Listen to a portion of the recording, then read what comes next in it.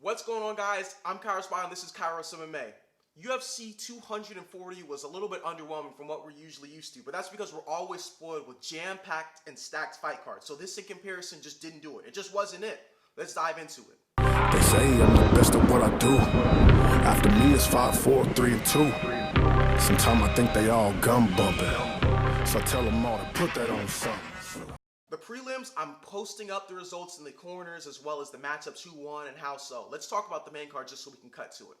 Max Holloway versus Frankie Edgar. Max did an amazing job stuffing takedowns from the get-go.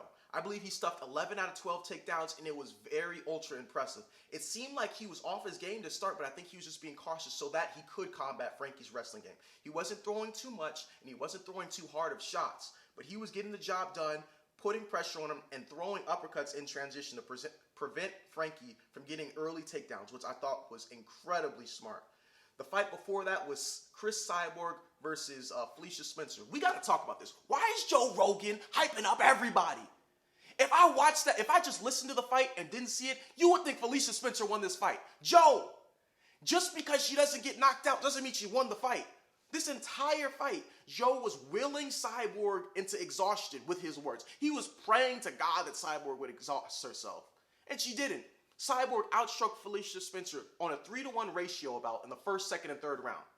But yet, Joe Rogan has the audacity to say, I don't know if Cyborg can keep this up for the rest of the fight. She cuts a lot of weight, blah, blah, blah, blah. Useful observations, but based off of what we saw in that fight, Felicia was tough enough to keep getting her butt whooped without winning the fight. Yes, she finished the fight less tired than Cyborg. She still lost the fight 30-27, arguably 30-26. Let's move on. The fight before that was Jeff Neal versus Nico Price. This fight was exciting. I think I had Nico Price on my original video, but I'm going to post you my pre-event picks as well. And I had Jeff Neal taking it. I didn't think he was going to get a finish. I thought it was going to go to a decision. I thought that finish could have been pushed back a little bit further, but I guess you're just trying to protect Nico, and I kind of can respect it, but I can't at the same time. We have to let some stuff go, man. Some of the best fights in history happened because the ref continued to let them fight it out until it was decisively over. Let it happen. Before that, it was Oliver Mercier versus this dude named Sarukian. For someone who wrestles so much, OAM did not wrestle very well in this fight. Like, how can your entire base be in wrestling and you aren't even that good of a wrestler? Maybe Sarukian is just that talented, but it didn't appear that way. Oban could not wrestle, and the guy was willingly engaging in clinches and grappling matches, and Oliver Mercier just could not get it done. He's probably going to get cut.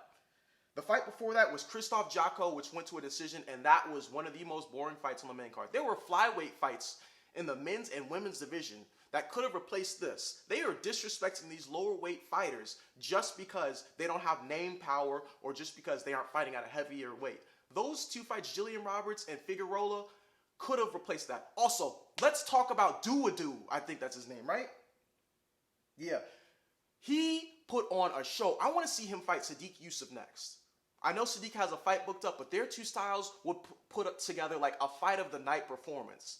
Duadu has patience and precision inside and outside of transitions, from whether it's striking into the clinch or out of the clinch into striking. Like, he puts it together so well, and he's precise, and he's calm, he's calculated, and he's patient. He's going to be a problem. Thank you so much for tuning in. Drop down your comments on the fight as well, and let's talk about why do you think Joe Rogan hypes up everything.